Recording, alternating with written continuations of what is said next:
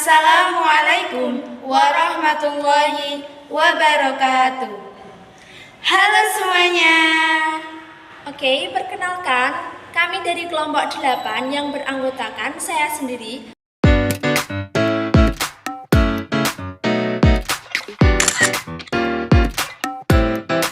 Dan teman saya.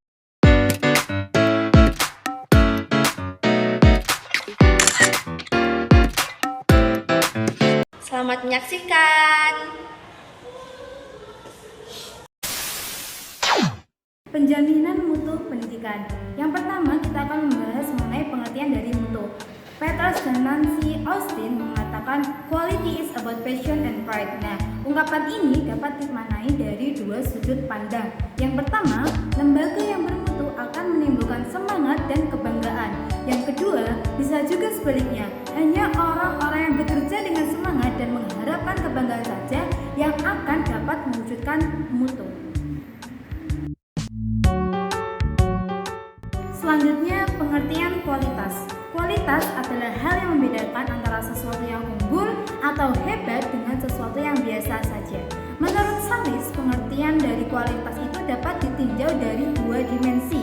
Yang pertama, kualitas sebagai konsep yang absolut. Nah, kualitas yang absolut adalah sesuatu yang kebanyakan orang menginginkannya, mengaguminya, namun hanya sedikit orang yang bisa memilikinya.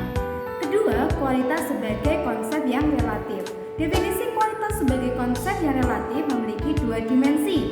Yang pertama yaitu diukur dari spesifikasi atau standar, measuring up to specification. Yang kedua, memenuhi apa yang diharapkan oleh pelanggan atau meeting customer requirement. Topik berikutnya yaitu sistem penjaminan mutu. Penjaminan mutu pendidikan adalah suatu mekanisme yang sistematis, terintegrasi, dan berkelanjutan untuk memastikan bahwa seluruh proses penyelenggaraan pendidikan telah sesuai dengan standar mutu. Selanjutnya, mengenai tugas penjaminan mutu pada satuan pendidikan. Yang pertama, mengkoordinasikan pelaksanaan penjaminan mutu. Yang kedua, melakukan pembinaan, pembimbingan, pendampingan, dan supervisi. Yang ketiga, melaksanakan pemetaan mutu berdasarkan data mutu pendidikan. Yang keempat, melakukan monitoring dan evaluasi proses pelaksanaan pemenuhan mutu. Yang kelima, memberikan rekomendasi strategi peningkatan mutu berdasarkan monitoring dan evaluasi. Lalu, yang B ada sistem penjaminan mutu lembaga pendidikan. Nanang Fatah ini mengatakan bahwa model pembelajaran mutu dapat dikategorikan dalam formulasi kebijakan, implementasi, evaluasi, strategi, dan tindak lanjut.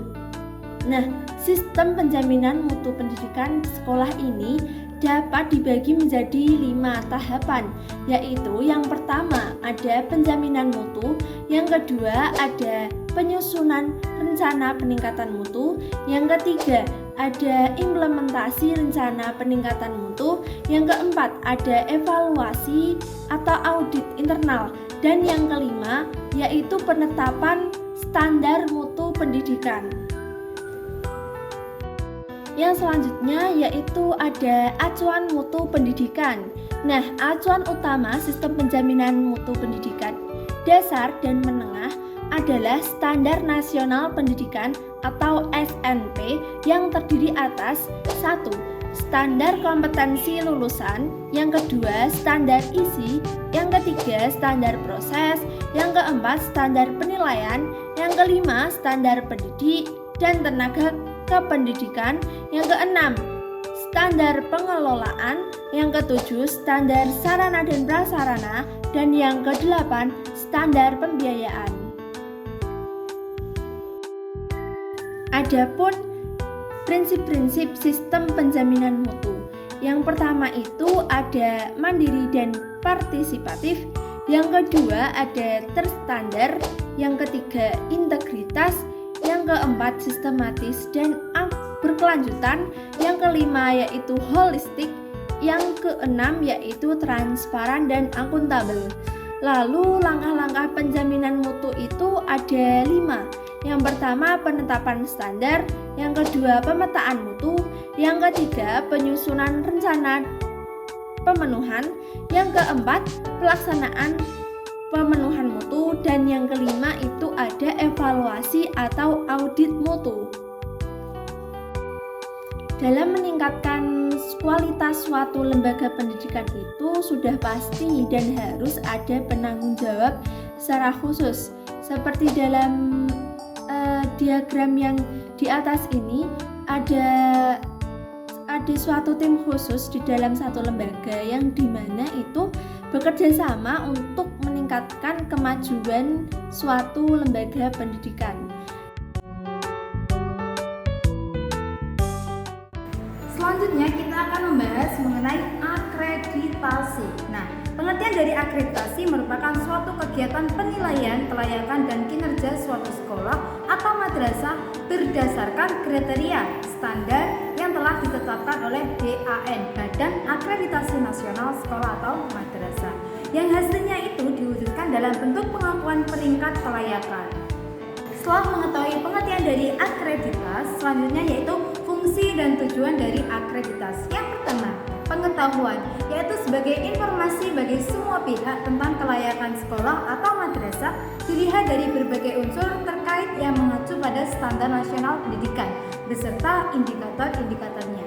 Yang kedua, akuntabilitas, yaitu sebagai bentuk pertanggungjawaban sekolah atau madrasah kepada publik apakah layanan yang dilakukan dan diberikan oleh sekolah atau madrasah telah memenuhi harapan atau keinginan dari masyarakat. Yang ketiga, pembinaan dan pengembangan, yaitu sebagai dasar bagi sekolah atau madrasah, pemerintah, dan masyarakat dalam upaya peningkatan atau pengembangan mutu sekolah atau madrasah.